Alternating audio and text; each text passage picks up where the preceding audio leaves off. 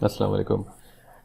इस वीडियो में हम डिस्कस करेंगे प्रोडक्ट बंडलिंग। इसको मैंने पहले भी डिस्कस किया है पिछले वीडियोस में, और थोड़ा सा डिटेल में हम लेकर जाएंगे इसे कि अमेज़ॉन की अपनी जो पॉलिसीज़ हैं प्रोडक्ट बंडलिंग की, उसको समझना बहुत ज़्यादा इसमें इम्पॉर्टेंट है, बहुत ज़्यादा ज़रूरी है। क्योंकि अगर कोई किस्म की मिस्टेक यहाँ पर होती है तो ये थोड़ा सा सीरियस पॉलिसी वायलेशन हो जाएगा आपकी तरफ से।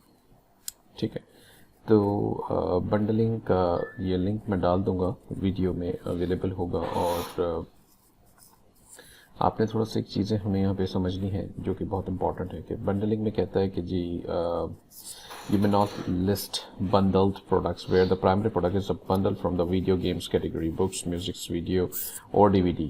तो वीडियो गेम्स और DVDs ये सब चीज़ें बंडल में नहीं जा सकती, तो ठीक है, वो तो हम वैसे भी नहीं सेल करते।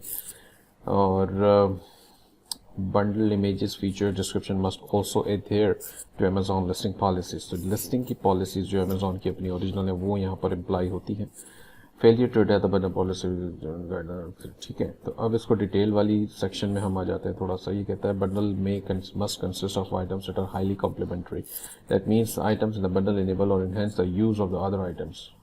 तो बेसिकली जो मेन आइटम आपका है उसके साथ आप वैसी आइटम्स बंडल कर सकते हैं जो उससे समहाउ कनेक्टेड हैं या उसके साथ इस्तेमाल होती हैं या उसका इस्तेमाल के अंदर बेहतरी ला सकती हैं। ठीक है, तो ऐसा नहीं है कि आपने जो है वो एक कोई फिटनेस के हैंड ग्लव्स के साथ जो है वो हमने शू का पैर लगा दिया या कोई और बिल्कुल ही डिफरेंट और चीज़ लगा दी। ऐसी चीज़ें बंडल नहीं हो सकती। ठीक है, ये बात समझ में हमें आ जाती है। दूसरी बात कहता है bundles consist of multiple single items that can each be identified. ठीक है, तो सिंगल डिफरेंट आइटम्स हैं जो कि जिनका हर किसी का अपना यूपीसी कोड होता है, तो वो आप उसको बंडल कर सकते हैं। अच्छा, प्री पैकेज किट या कोई और ऐसी प्रोडक्ट जो कि पहले से ऑलरेडी बंडल हुई भी है, उस बंडल के अंदर मल्टीपल प्रोडक्ट्स हैं और आप उसे अपने बंडल में डाल दें, ये बता कर के जी मैंने अपने बंडल के अंदर ये 4 चीज़ें डाली हैं, जबकि वो 4 चीज़ें में से 3 चीज़ें ऑलरेडी एक बंडल के अंदर आ रही थी। लेट्स सपोज कि आपका सप्लायर है कॉस्टको है, तो आपके कॉस्टको जो है वो एक बंडल सेल कर रहा है, उसमें 3 प्रोडक्ट्स हैं। ठीक है, और आपने एक नया बंडल बनाया, उसमें आपका एक मेन प्रोडक्ट है और उस 3 प्रोडक्ट वाला बंडल आपने कॉस्टको का उठा लिया और आपने अपनी लिस्टिंग में ये बताया कि जी मैं 4 प्रोडक्ट्स दे रहा हूँ, तो ये गलत है, ये अमेज़ॉन अलाउ नहीं करता। ये हो सकता है कि आप वो तीनों चीज़ें अलग अलग सोर्स करें और अपना खुद का बंडल बनाएं और फिर आप सेल करें, तो वो एक अलग बात है, वो हो सकता है। अच्छा, बंडल में be listed in a single category only even if the, अच्छा एक ही किसी कैटेगरी में होगा और रिकमेंडेशन ये है कि जो मेन आइटम है बंडल का, जो ज़्यादा एक्सपेंसिव आइटम है, उसकी वो किस कैटेगरी में बेस्ट फिट होता है उस कैटेगरी को इस्तेमाल किया जाए। अच्छा, bundle must have its own product identifier, यानी कि यूपीसी कोड जो है, बार कोड जो होगा वो बंडल के लिए उसका अपना यूनिक बार कोड होगा। आप किस बंडल के अंदर की जो तमाम प्रोडक्ट्स हैं, जो भी 1 है 2 है 4 है, एक तो नहीं है 2 या 4, ये जो भी प्रोडक्ट्स हैं जितनी भी, उनका किसी एक का भी आप यूपीसी कोड बंडल के तौर पे यूज़ नहीं कर सकते। तो ये आपके लिए अपना यूपीसी कोड अलग से होना चाहिए।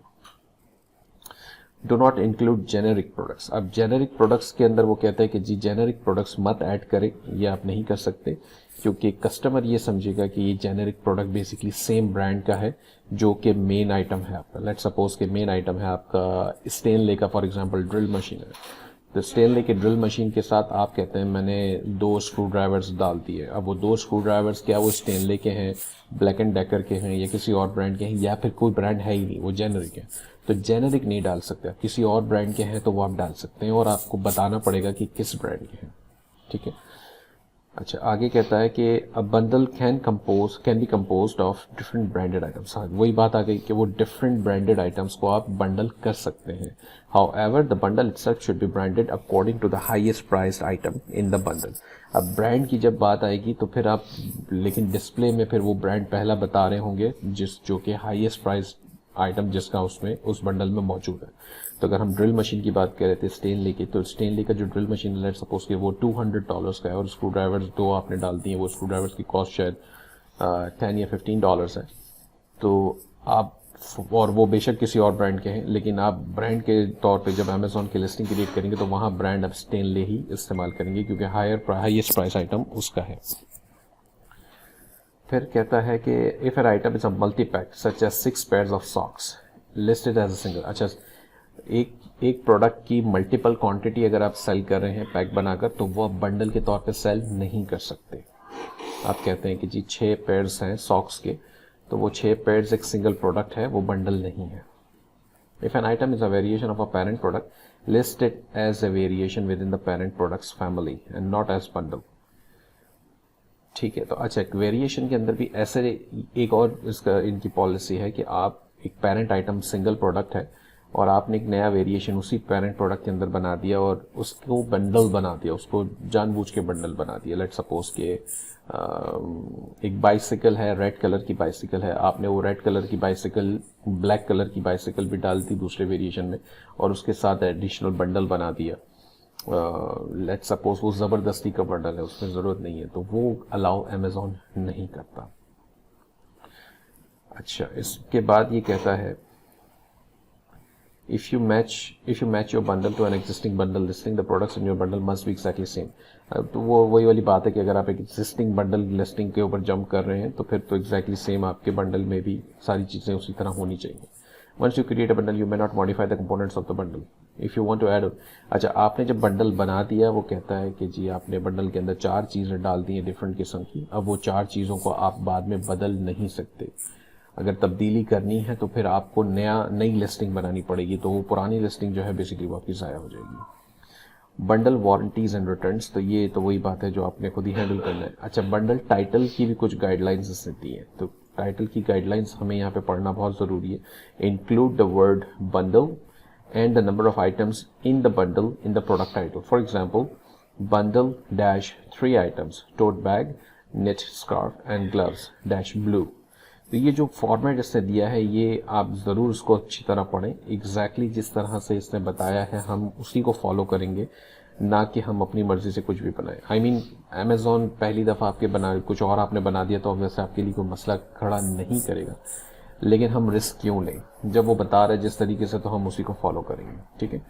تو پروڈکٹ ڈیٹیل اور امیجز میں بھی وہ بیسکلی وہی تمام باتیں بتا رہے ہیں یہاں پہ کہ بنڈل کے اندر نمبر آف آئٹمس آپ کو ضرور آپ بتائیں پروڈکٹ کے بلٹ پوائنٹس کے اندر۔ بلٹ نمبر 1 کے اندر کہتا ہے ان the detail page of your bundle must state that the product is a bundle of x number of items. تو وہ بتانا ہے کہ 4 آئٹمس جو ہے اس کے اندر شامل ہیں۔ The description in the detail page of your bundle must state that the product is a bundle and must also identify the products in the bundle with appropriate designators such as model number, color and size۔ ٹھیک ہے، تو وہ کہتا ہے تمام information description میں provide کریں، کون کون سے آئٹم اس میں شامل ہیں، ان کے کلر کیا ہے، ان کے ماڈل نمبرز کیا ہیں، سائز وغیرہ کیا ہے۔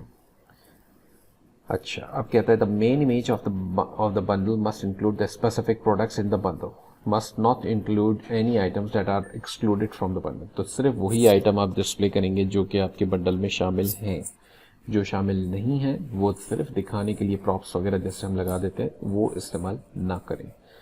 تو یہ پالیسی جو ہے اس کو آپ نے اچھی طرح سے جو ہے وہ پڑھ لینا ہے مزید۔ میں نے اس کو اپنے الفاظ میں ایکسپلین کر دیا ہے۔ اب ہم اس کے ساتھ کس طرح کام کر سکتے ہیں، ہمیں وہ چیزیں دیکھنی، کیونکہ بنڈل کی جو پالیسی ایز لانگ ایز کہ آپ امیزون کی اس پالیسی کے تحت کام کر رہے ہیں تو آپ سیف ہیں، آپ کے لیے کوئی مسئلہ پیدا نہیں ہوگا۔